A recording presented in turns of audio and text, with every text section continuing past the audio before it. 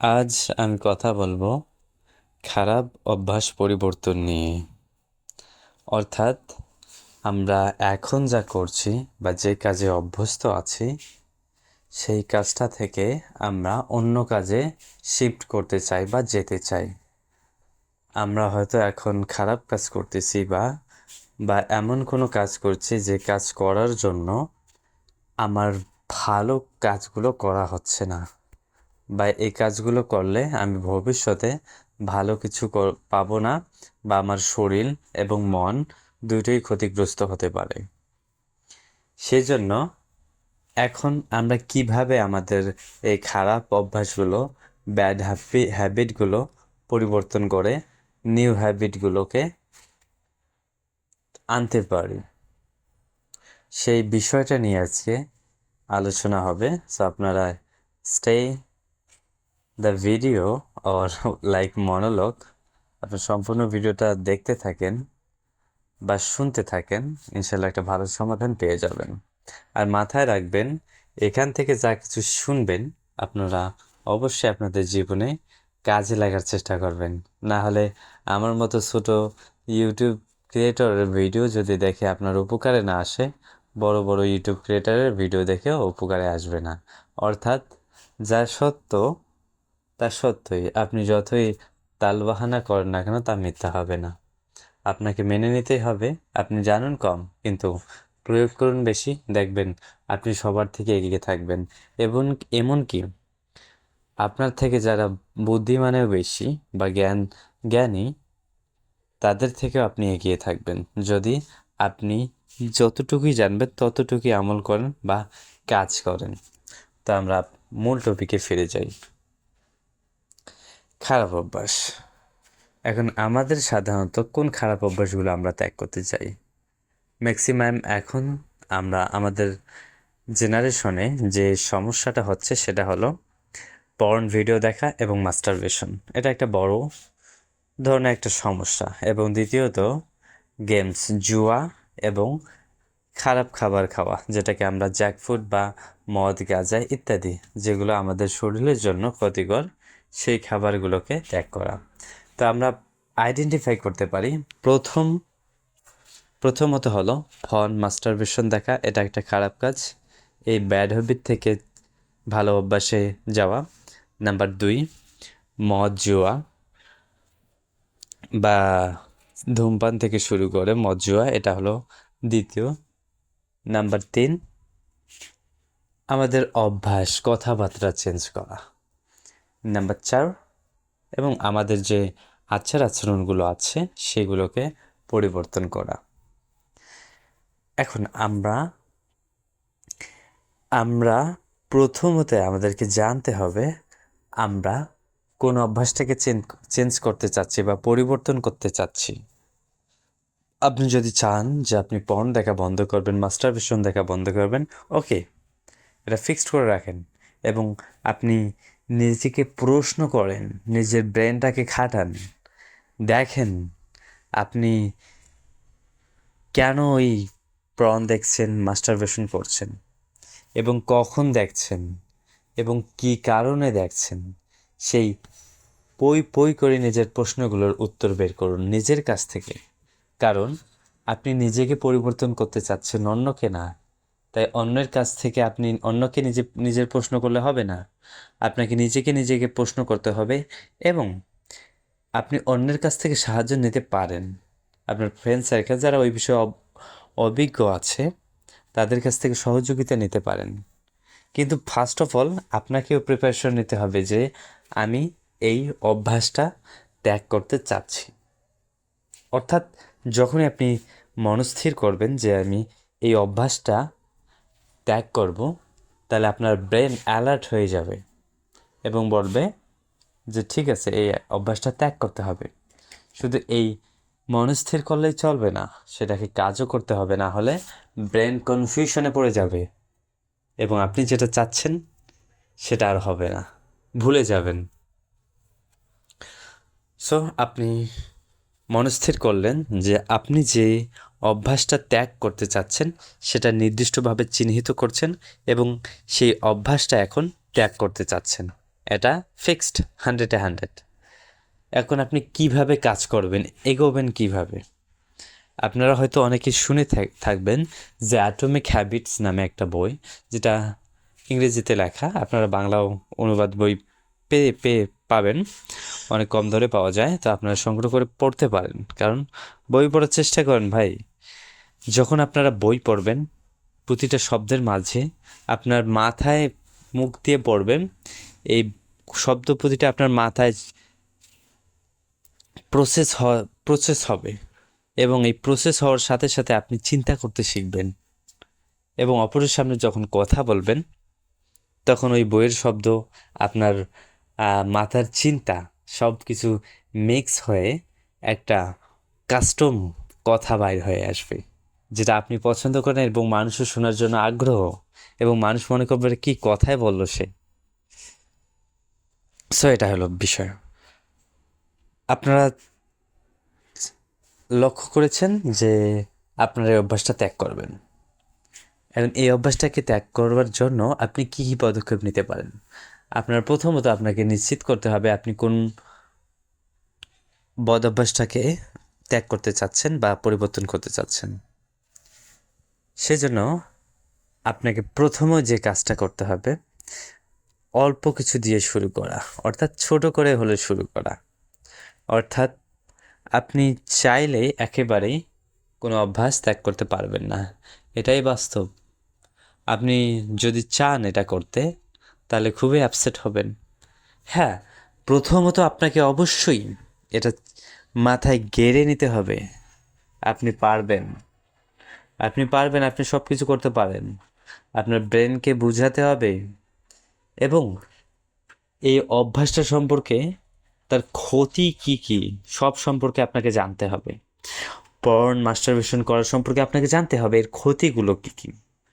যখন আপনি জানবেন যে এর ক্ষতিগুলো এবং গভীরভাবে এর ক্ষতিগুলো জানতে পারবেন, তখন আপনি রিয়েলাইজ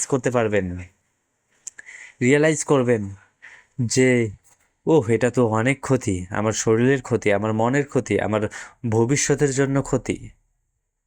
তখন আপনার মনে একটা আলাদাভাবে ঘৃণা আসবে, কিন্তু আরও কাজ আছে, কারণ আমরা মানুষ, আমাদের অভ্যাসের দাস। আমরা যেহেতু দীর্ঘদিন ধরে এই অভ্যাসটাকে কন্টিনিউ করে এসেছি, সেজন্য আবার সেই অভ্যাসটা ফিরে আসবে। যেহেতু ওই অভ্যাস থেকে আমি শান্তি পাই, এবং যখন আমি বোর্ড বা বিরক্ত বোধ করব তখন আমরা ওই কাজটাই করে শান্তি পাওয়ার চেষ্টা করি। তাই অতএব যে অভ্যাসটাকে ছাড়তে চাচ্ছেন সেই অভ্যাসটার ক্ষতি সম্পর্কে ডিটেলসে জানুন। যখন আপনি তা জানতে পারবেন আপনার মনে একটা ভয় আসবে, ভীতি কাজ করবে যে আপনি ওই অভ্যাসটাকে ছাড়বেন, এবং তারপরেই এমনভাবে ঘৃণা করবেন ওই পাপটাকে বা ওই ব্যাড হ্যাবিটটাকে, খারাপ অভ্যাসটাকে, যেন আপনি খুবই ঘৃণা করেন। অর্থাৎ যদি আপনাকে টয়লেটে মাথা ঢুকানো হয় আপনার কেমন ঘৃণা লাগবে, সেই রকম আপনাকে ঘৃণা করতে হবে। আপনাকে যদি কেউ জোর করে গলা ধরে টয়লেট যেখানে পায়খানা করা হয়েছে বা টয়লেট করা হয়েছে সেখানে কাল্লাটা নিয়ে রাখে, একদম মুখ চেপে ধরে রাখে, আপনার কেমনটা লাগবে? সত্যি এটা আপনি চাবেন না, এবং কখনোই এটা হোক আপনি চাবেন না, এবং এটা ভাবতেও আপনি পারবেন না, রাইট? তো এইরকমভাবে সেই পাপটাকে বা সেই ব্যাড হ্যাবিটটাকে ঘৃণা করতে হবে, যেন আপনি দ্বিতীয়বার সেই কাজটা করলে আপনার এই রকম পরিস্থিতি হয় যে আমাকে টয়লেটের মধ্যে আমার মাথাটাকে ঠেসে দিল কি, সেইভাবে ঘৃণা করতে হবে। তারপর দেখবেন মোটামুটি একটা পর্যায়ে চলে আসবে, কিন্তু হঠাৎ 2-3 দিন পরেই আবার সেই কাজটা সংঘটিত হতে পারে, কারণ আপনার আশেপাশের পরিস্থিতির কারণে আপনি ওই কাজটা সংঘটিত করতে পারেন। কারণ আপনি নিজেকে পরিবর্তন করতে পারলেও আশেপাশের যে সাইড ইফেক্ট সাইড ইফেক্ট আশেপাশের যে প্রতিফলন, আশেপাশের যে ক্রিয়াটা আছে, এইটার প্রেশারেও আপনি ওই কাজটা করতে পারেন, বা সেই ইনভারমেন্টে পরিবেশে যাওয়ার কারণেও সেই কাজটা করতে পারেন। সেই জন্য আপনাকে লক্ষ্য রাখতে হবে আপনি কোন জায়গায়, কখন, কোন সময়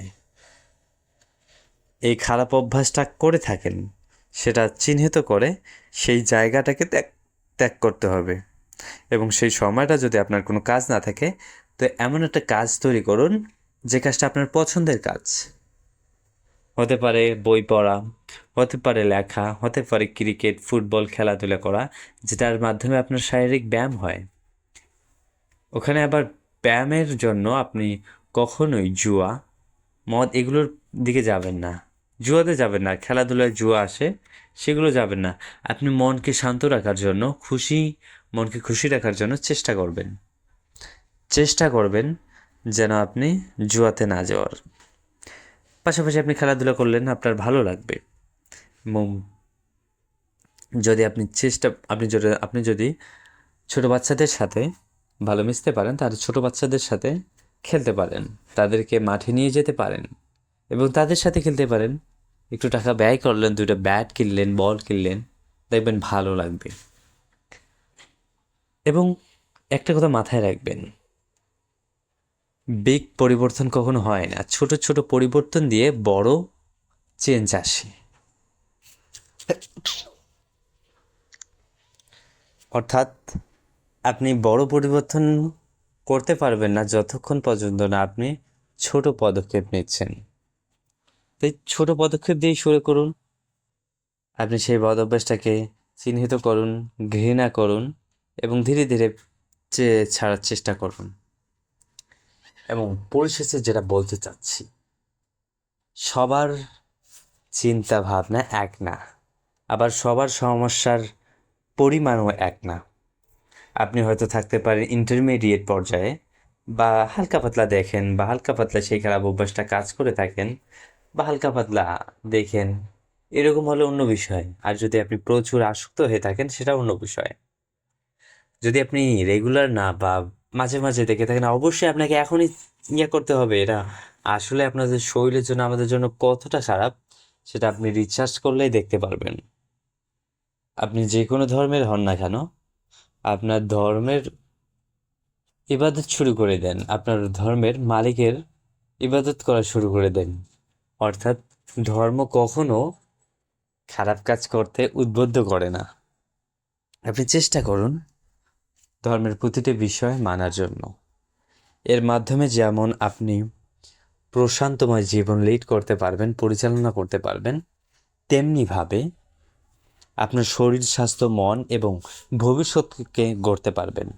আপনি যখন খারাপ কাজ থেকে বিরত থাকবেন, সেই সময়টা আপনার সেফ থাকলো, সেই এনার্জিটা, সেই শক্তিটা আপনার কাছে রয়ে গেল। এই শক্তিটা আপনি ব্যবহার করবেন।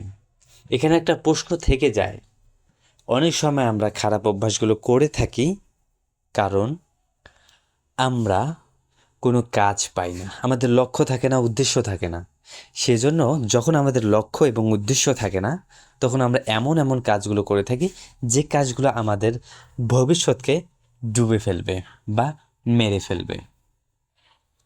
ওই জন্য আপনাকে লক্ষ্য তৈরি করতে হবে।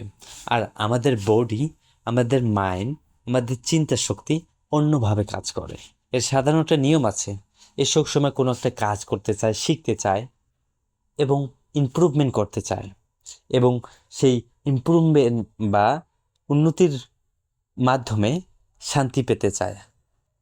সেই জন্য আপনি যখন আপনার জীবনে কখনো আপনার জীবনের লক্ষ্য নির্ধারণ করবেন না এবং এগিয়ে যাওয়ার চেষ্টা করবেন না, তো অবশ্যই সেখানে আপনি ভালো কাজের পরবর্তী খারাপ কাজ পাবেন। অর্থাৎ দেখেন, এখানে একটা সিম্পল নিয়ম, আপনার একটা জমি আছে, আপনার একটা ফিল্ড আছে, এই ফিল্ডে আপনি যদি কিছু না কিছু না বুনেন, কিছু গাছপালা না গাছপালা না লাগান, সেক্ষেত্রে অটোমেটিক্যালি সেখানে জঙ্গল, ঘাস গজাবে। এটাকে আপনাকে কিছু করা লাগবে না, যা আপনার জমির জন্য ক্ষতিকর। এবং যদি ওই জমিতে আপনি গাছ লাগান ফল পাওয়ার জন্য, সেখান থেকে লাভের আশায় যদি কোনো কিছু করেন, গাছ লাগাতে যান, অবশ্যই আপনাকে অনেক কাজ করতে হবে। চাষ দিতে হবে, আগাছা দমন করতে হবে, সেচ দিতে হবে, পানি দিতে হবে, অনেক কাজ।